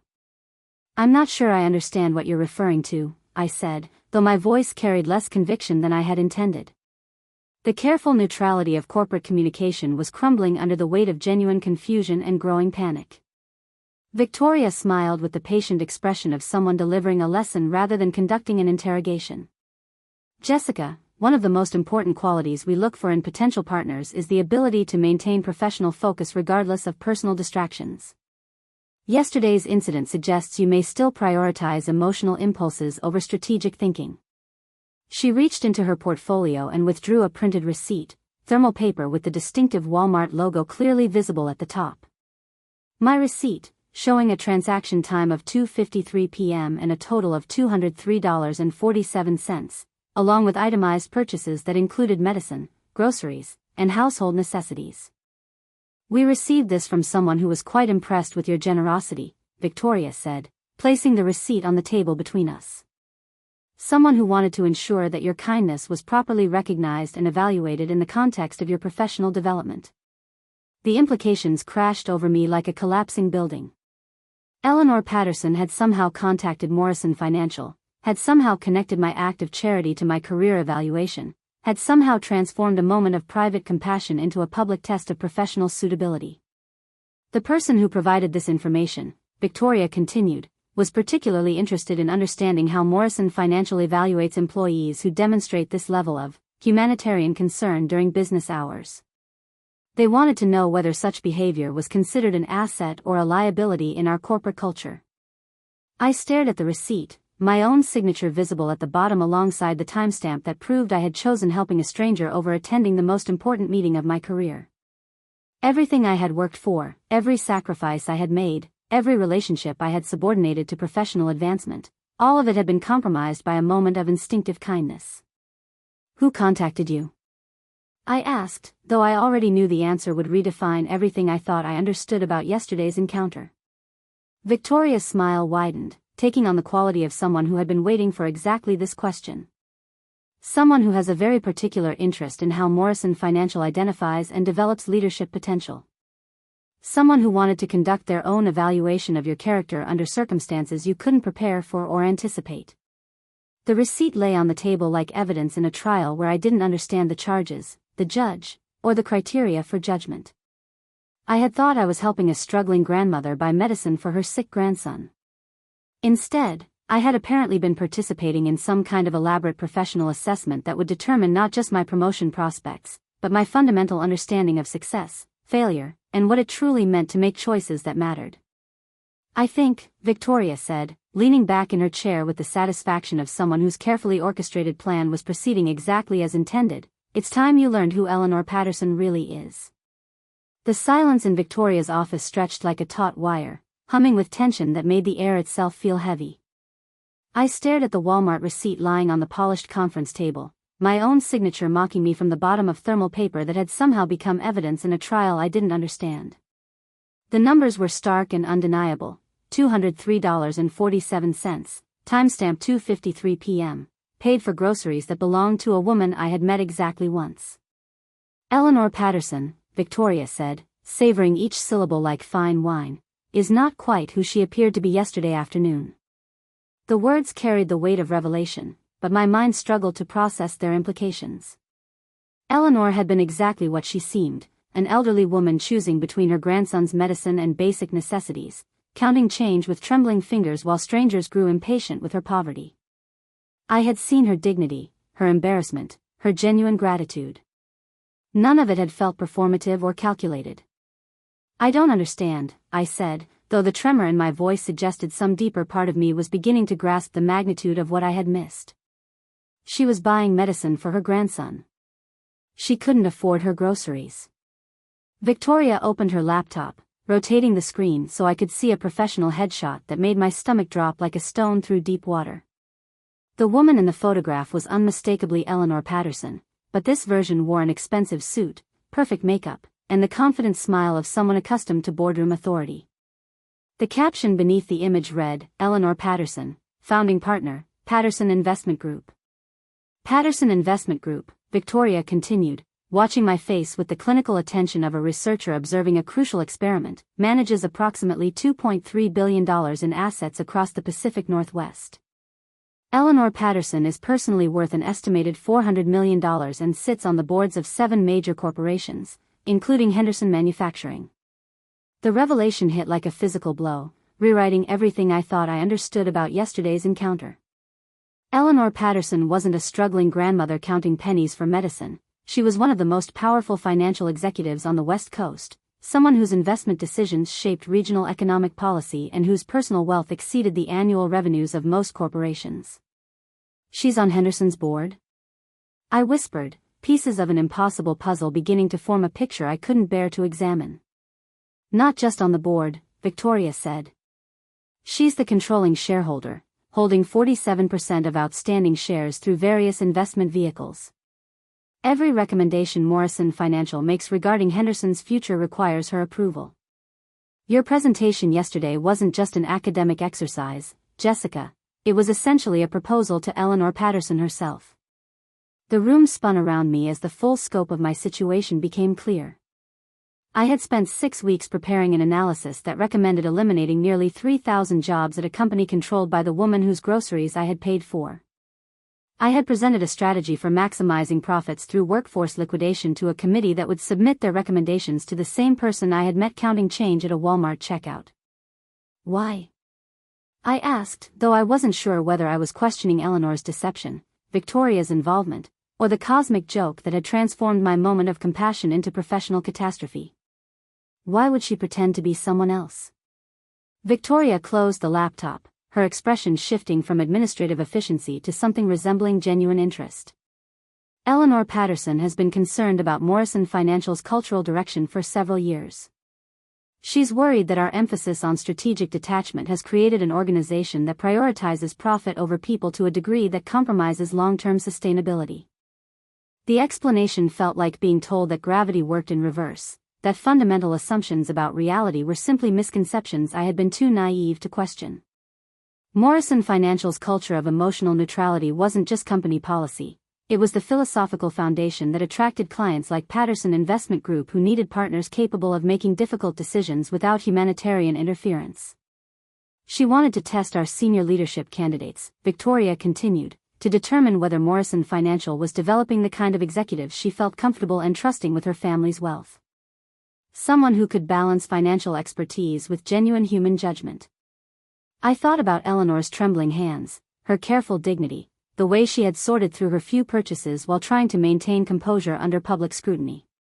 Had any of it been genuine, or had I been manipulated by someone skilled enough to fool me completely? The poverty was real, Victoria said, apparently reading my thoughts. Eleanor Patterson grew up in circumstances very similar to what she portrayed yesterday. Her father worked in textile mills, her mother cleaned houses, and she spent her childhood shopping at stores exactly like Walmart. The woman you met wasn't entirely a performance, it was Eleanor remembering who she used to be. The clarification provided context but no comfort.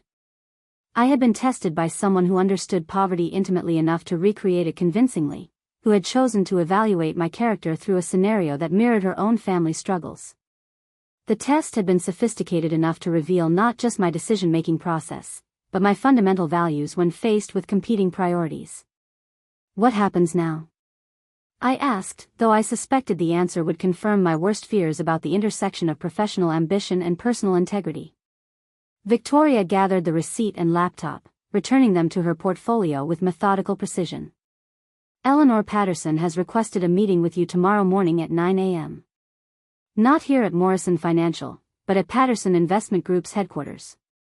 She wants to discuss your Henderson analysis in light of yesterday's encounter. The prospect felt like being summoned to judgment by someone who had witnessed both my professional competence and my personal character, who could evaluate the consistency between my public recommendations and private choices. I had spent years learning to compartmentalize humanitarian instincts in service of financial efficiency, but Eleanor Patterson had discovered the fault lines in that psychological separation.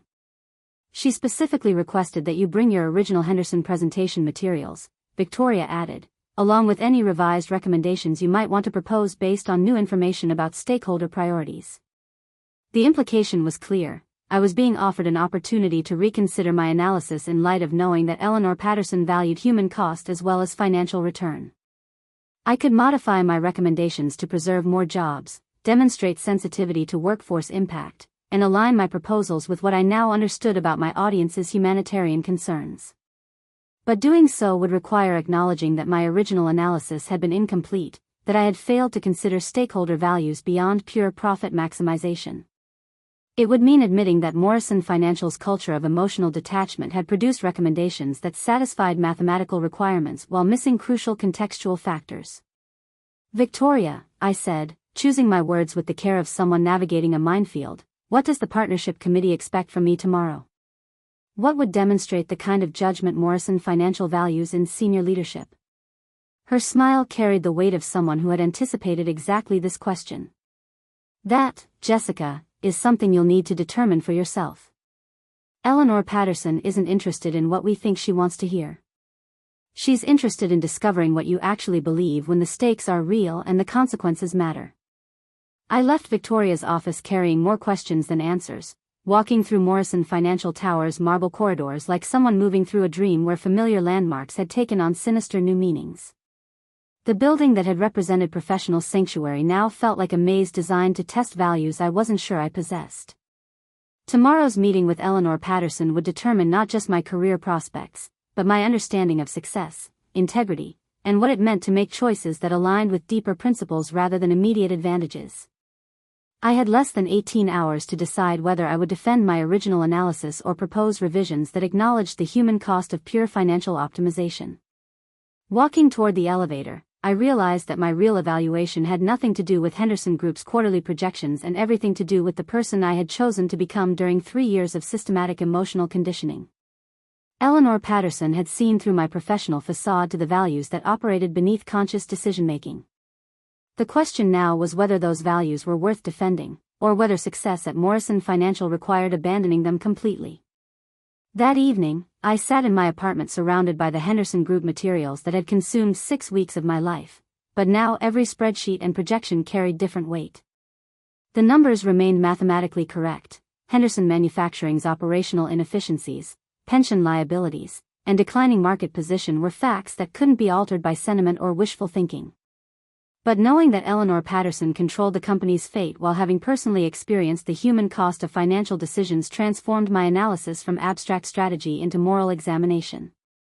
Sleep came in fragments interrupted by dreams where I presented contradictory recommendations to boardrooms filled with elderly women counting change, where financial projections dissolved into grocery receipts, where success and failure became indistinguishable from each other.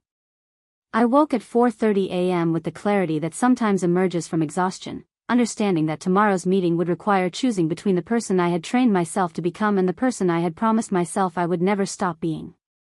Patterson Investment Group's headquarters occupied 20 floors of a glass tower that competed with Morrison Financial for architectural dominance of Bellingham's financial district. The building's lobby featured the same marble floors and soaring ceilings that characterized corporate power, but subtle differences in design suggested different priorities: artwork from local artists rather than European masters, comfortable seating areas that invited lingering rather than efficient transit, windows that framed the harbor rather than the city's commercial center. I arrived 30 minutes early, using the extra time to review my presentation materials one final time while observing the flow of employees through the lobby. Patterson Investment Group's staff moved with purposeful energy, but without the aggressive urgency that defined Morrison Financial's culture. Conversations happened at normal volume rather than hushed corporate whispers, laughter punctuated business discussions, and the overall atmosphere suggested an organization where humanity hadn't been systematically suppressed in service of efficiency. At exactly 8:55 a.m., a woman approached my seating area with the confident stride of someone accustomed to executive responsibility. She appeared to be in her 40s, professionally dressed but approachable, carrying herself with the natural authority that came from competence rather than hierarchy. "Ms. Chen? I'm Sarah Martinez, Ms. Patterson's chief of staff. She's ready to see you now." The elevator ride to the 20th floor provided time to center myself through breathing techniques that had become reflexive during stressful professional encounters. But this meeting felt different from any corporate negotiation I had previously navigated, not because the stakes were higher, but because the evaluation criteria remained fundamentally unknown. Eleanor Patterson's office occupied a corner suite with views that encompassed both the harbor and the mountain range that defined Bellingham's natural boundaries. The space was elegantly appointed but comfortable, filled with photographs that told stories of family relationships rather than professional achievements. Behind her desk, Eleanor Patterson herself sat reviewing documents with the focused attention I remembered from our encounter at Walmart, though now she wore the expensive clothing and confident bearing that reflected her actual social position. "Jessica," she said, looking up with a smile that carried genuine warmth, "thank you for coming. Please, have a seat wherever you're comfortable." She gestured toward a seating area arranged around a coffee table rather than the formal conference setup that characterized most executive meetings. The casual arrangement suggested conversation rather than interrogation, though I remained acutely aware that my professional future hung in the balance of whatever discussion would follow. "I imagine yesterday's revelation was somewhat surprising," Eleanor said, settling into a chair across from me with the relaxed posture of someone completely comfortable in their own environment. "I want to apologize for the deception, though I hope you'll understand why it was necessary." Her voice carried the same gentle cadence I remembered from Walmart, but now I could hear the underlying confidence that came from decades of high-stakes decision-making.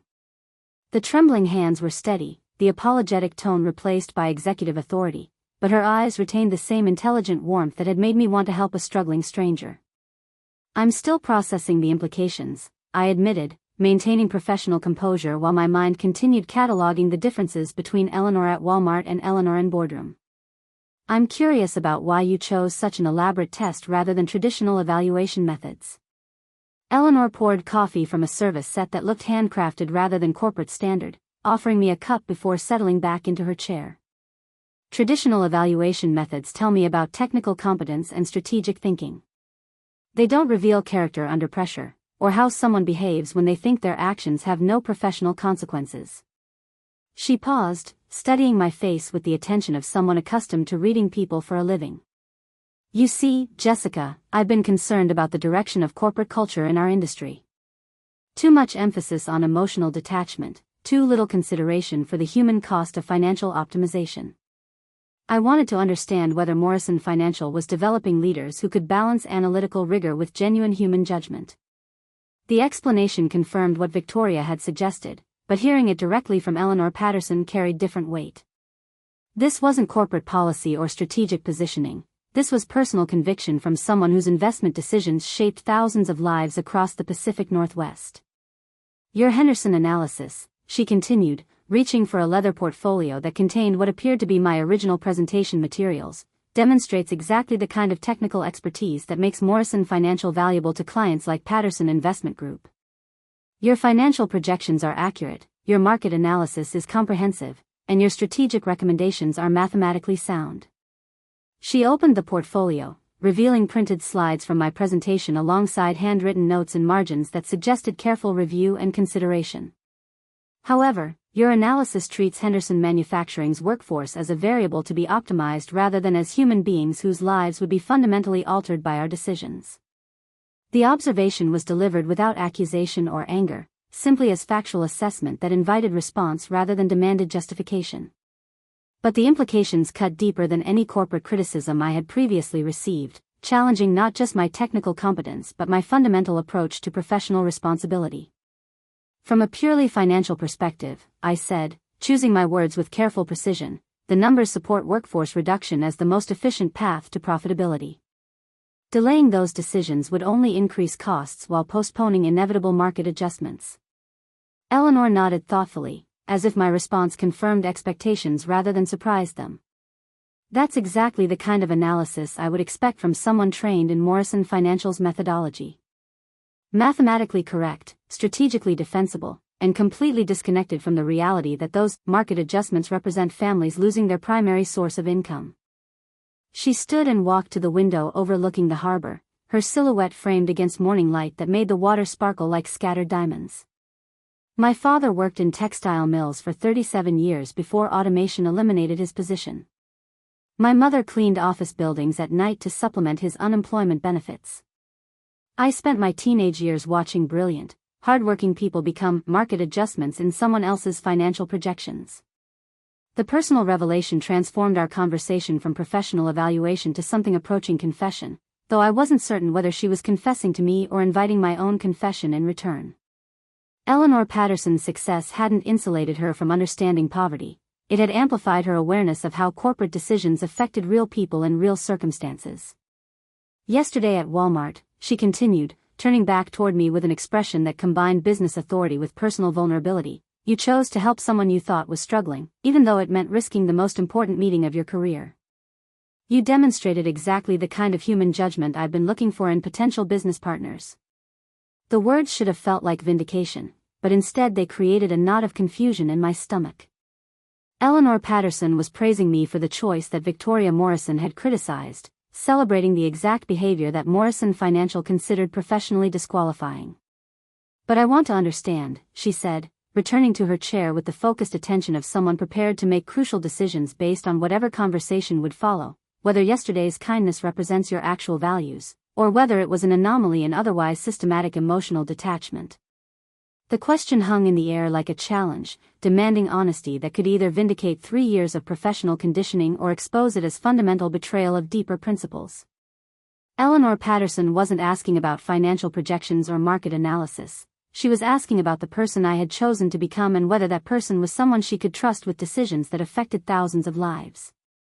I looked at the Henderson material spread across her coffee table, then at the photographs covering her desk that showed family gatherings rather than corporate achievements, then finally at Eleanor Patterson herself, a woman who had built extraordinary wealth while apparently retaining the capacity for human connection that Morrison Financial systematically discouraged.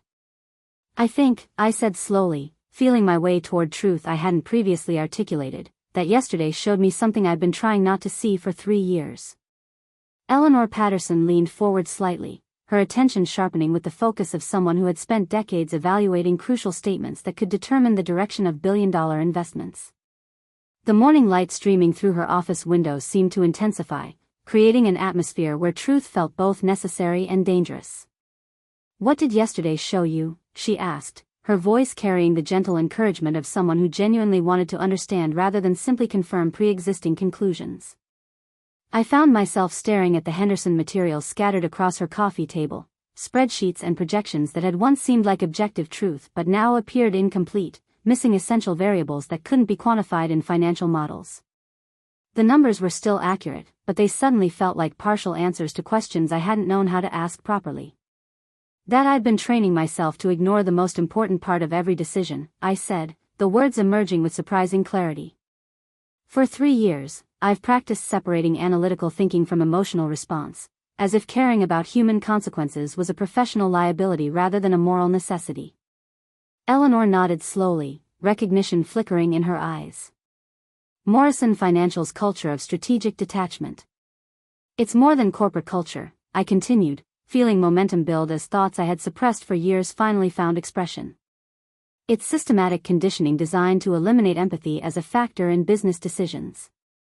We're taught that successful executives must prioritize financial optimization above humanitarian concerns, that emotional considerations compromise objective judgment.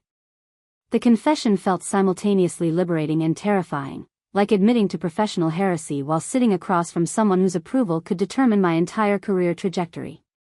But Eleanor Patterson's expression suggested understanding rather than judgment, as if she had anticipated exactly this conversation. And yesterday, she prompted gently. Yesterday, standing in that checkout line, watching who I thought you were, choose between medicine and food, something fundamental broke inside my professional conditioning. I paused, trying to articulate feelings that had no place in Morrison Financial's analytical framework. I couldn't reconcile helping a struggling grandmother with everything I'd been taught about success and strategic thinking. Eleanor reached for her coffee, using the moment to consider my words before responding. Yet you chose to help anyway. I chose to be human, I said, surprised by the simplicity of the statement. For just a few minutes, I stopped calculating professional consequences and responded according to values I thought I had successfully suppressed. The admission hung between us like a bridge across territory I had never learned to navigate. For 3 years, I had measured every decision against its potential impact on career advancement, viewing personal relationships and humanitarian impulses as obstacles to overcome rather than principles to honor. Eleanor set down her cup with deliberate precision, her movements carrying the weight of someone preparing to share crucial information. Jessica, what would you say if I told you that your original Henderson analysis, while technically proficient, represents exactly the kind of thinking that Patterson Investment Group can no longer support? The question felt like stepping off solid ground into unknown territory. My Henderson recommendations had been mathematically sound, strategically defensible, and aligned with every principle Morrison Financial had taught me about maximizing client returns while minimizing risk exposure. I would ask what criteria you use for evaluating investment strategies, I said carefully, and how Patterson Investment Group balances financial optimization with other considerations. Eleanor smiled, not with corporate politeness, but with genuine appreciation for a response that acknowledged complexity rather than defensive certainty. We've learned that purely financial optimization often produces short-term gains while creating long-term instability.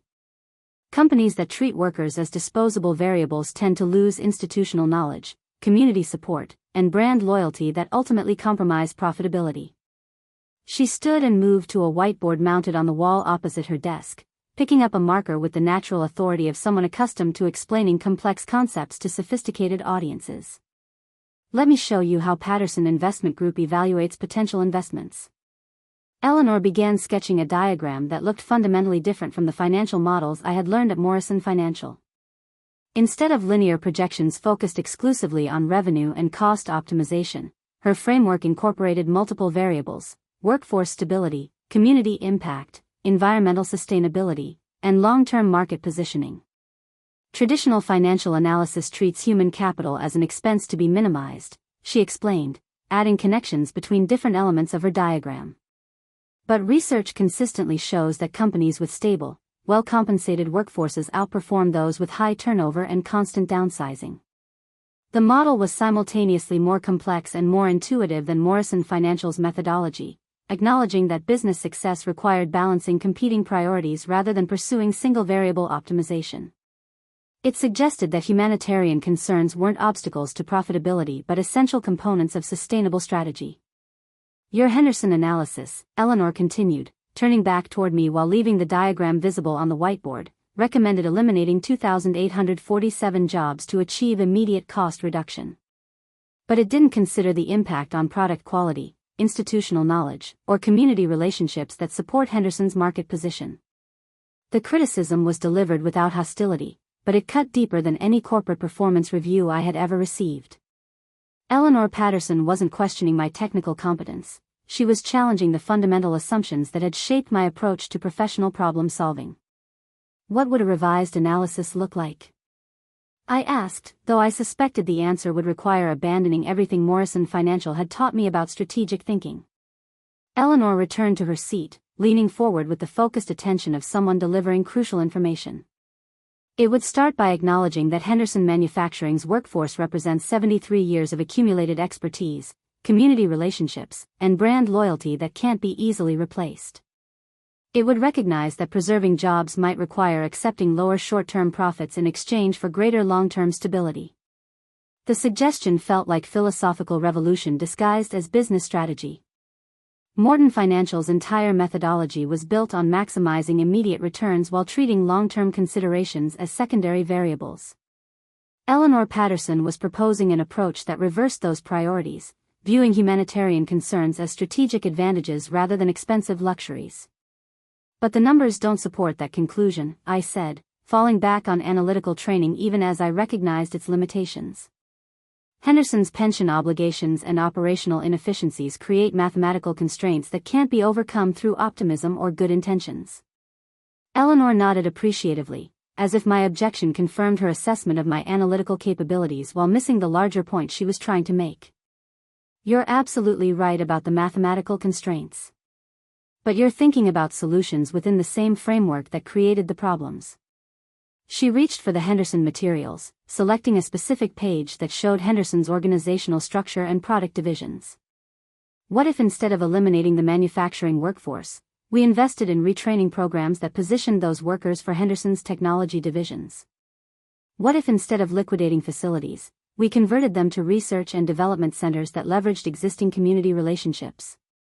The alternative approach required viewing Henderson's challenges as opportunities for transformation rather than justifications for elimination.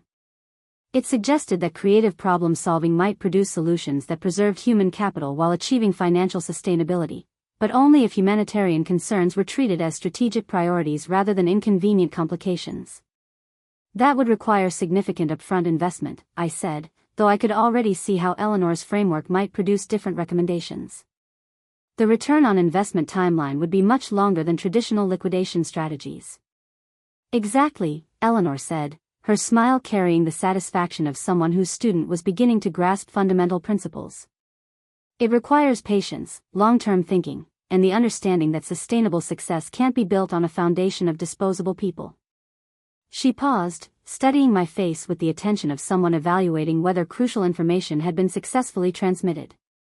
Jessica, I'm going to ask you a question that will determine whether Patterson Investment Group can work with Morrison Financial going forward. The weight of her words settled over the room like gathering storm clouds. Whatever question followed would apparently determine not just my individual career prospects, but the business relationship between two of the region's most influential financial institutions.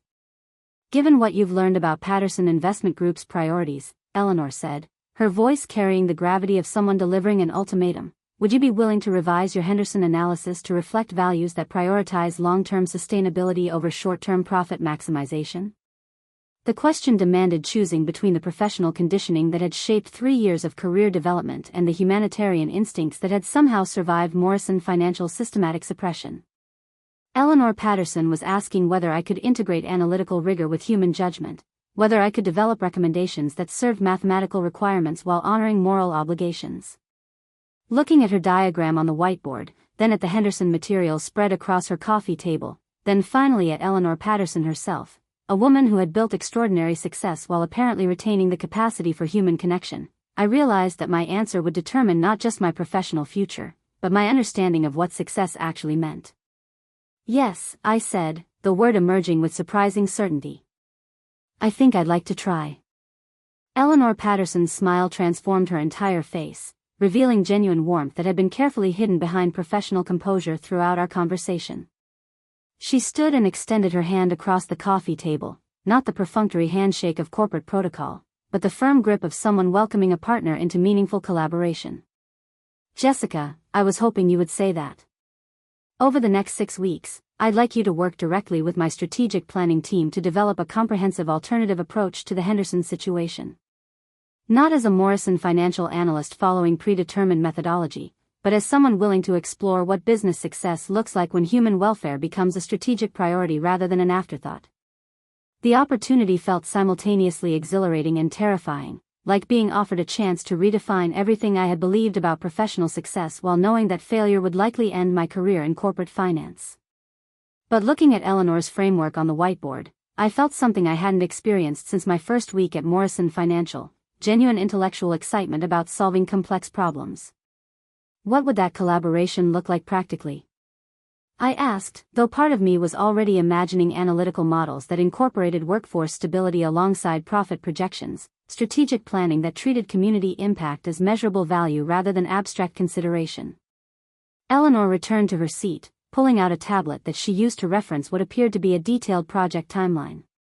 Patterson Investment Group has been developing what we call integrated impact analysis, a methodology that evaluates investment opportunities according to financial, social, and environmental criteria simultaneously.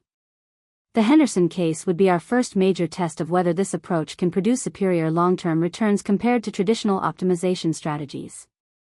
She swiped through several screens, showing research data from similar transformation projects across different industries.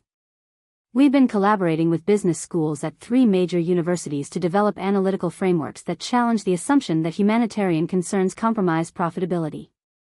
Early results suggest the opposite, that companies treating workers as strategic assets rather than disposable variables consistently outperform those focused exclusively on cost reduction. The research looked rigorous and comprehensive, conducted by institutions whose academic credibility couldn't be questioned. But the implications were revolutionary enough to challenge fundamental assumptions that shaped corporate decision-making across entire industries. Where does this leave my relationship with Morrison Financial? I asked, recognizing that accepting Eleanor's offer might require choosing between competing professional loyalties. Eleanor's expression grew more serious, her tone shifting to the careful neutrality of someone delivering potentially unwelcome information. I've had extensive conversations with Victoria Morrison about Patterson Investment Group's evolving strategic priorities. Morrison Financial will need to decide whether they're willing to adapt their methodology to accommodate clients who prioritize long-term sustainability over short-term optimization. The implication was clear: Eleanor Patterson was offering Morrison Financial an opportunity to evolve their approach or risk losing one of their most significant clients. My role in the Henderson project would essentially serve as a test case for whether traditional financial analysis could be modified to incorporate humanitarian concerns without compromising analytical rigor. And if Morrison Financial chooses not to adapt? I asked, though I suspected the answer would force me to make decisions about professional loyalty that I wasn't prepared to consider. Then Patterson Investment Group will need to find partners whose values align more closely with our long-term strategic vision, Eleanor said with the matter-of-fact tone of someone who had already considered all possible outcomes.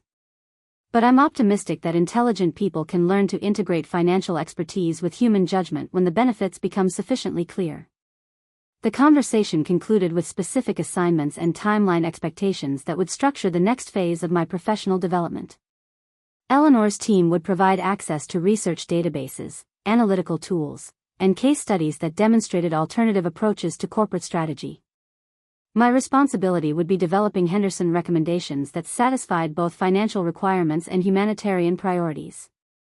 Walking back through Bellingham's financial district toward Morrison Financial Tower, I felt like someone returning from travel to a foreign country where familiar landmarks looked different after exposure to alternative perspectives.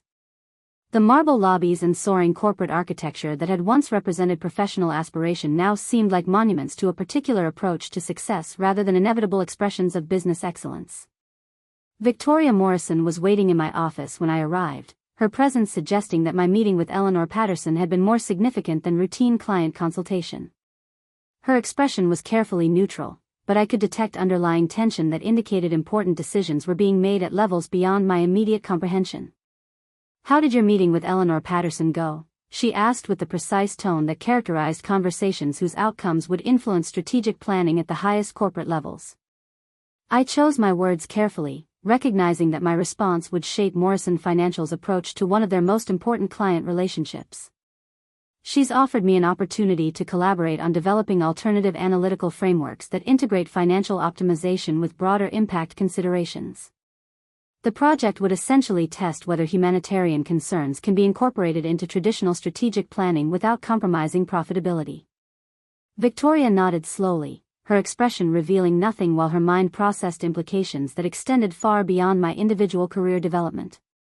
And you're interested in this collaboration?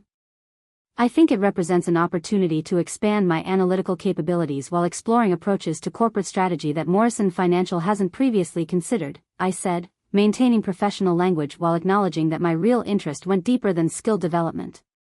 Jessica, Victoria said, settling into the chair beside my desk with the posture of someone preparing for a crucial conversation, I want you to understand that Patterson Investment Group's evolving priorities represent both opportunity and risk for Morrison Financial. We can adapt our methodology to accommodate clients who prioritize long-term sustainability, but only if that adaptation produces superior results compared to traditional approaches. The message was clear. My collaboration with Eleanor Patterson would serve as Morrison Financial's test case for determining whether humanitarian concerns could be integrated into financial analysis without compromising the mathematical rigor that attracted sophisticated clients. 3 months later, I stood in conference room A presenting revised Henderson recommendations to the partnership committee, but everything about the evaluation process had been transformed by my collaboration with Eleanor Patterson's team. The analysis incorporated workforce retraining programs, community development initiatives, and long-term sustainability metrics alongside traditional financial projections. The numbers were remarkable. Instead of eliminating 2,847 jobs to achieve immediate cost reduction, our integrated approach preserved 87% of Henderson's workforce while positioning the company for superior long-term profitability through innovation, community partnerships, and employee loyalty that traditional competitors couldn't replicate. Victoria Morrison announced my promotion to senior partner that afternoon, but the achievement felt different from what I had imagined during 3 years of relentless preparation. Success was no longer about separating analytical thinking from humanitarian instincts, but about integrating both capabilities into decision-making that served mathematical requirements while honoring moral obligations. Eleanor Patterson attended the celebration dinner that Morrison Financial hosted to announce the partnership promotions, wearing the same navy scarf I had given her at Walmart 6 months earlier. When she approached me during the reception, her smile carried the warmth of someone whose faith in human possibility had been vindicated through patient observation and strategic investment. I kept it, she said, adjusting the scarf around her shoulders, to remind myself that kindness creates value that can't be measured in quarterly reports but determines whether success builds something worth preserving. Looking around conference room A at colleagues whose analytical capabilities had been enhanced rather than compromised by incorporating humanitarian judgment, I understood that Eleanor Patterson's test had revealed something more important than professional competence. She had discovered that genuine success required the courage to care about consequences that extended beyond personal advancement, the wisdom to make choices that serve purposes larger than individual ambition. The Walmart receipt from that October afternoon was framed on my office wall, not as a memento of charity, but as a reminder that the most important decisions we make are often the ones where we choose to be human when it's inconvenient, to prioritize values over calculations, to demonstrate that kindness isn't weakness but the foundation of strength that can transform not just individual lives, but entire organizations. Sometimes the simplest choice, helping a stranger buy groceries, reveals everything about who we really are and who we're capable of becoming. And sometimes, just sometimes, the world rewards people who remember that success without humanity isn't success at all. Up next, you've got 2 more standout stories right on your screen. If this one hit the mark, you won't want to pass these up. Just click and check them out.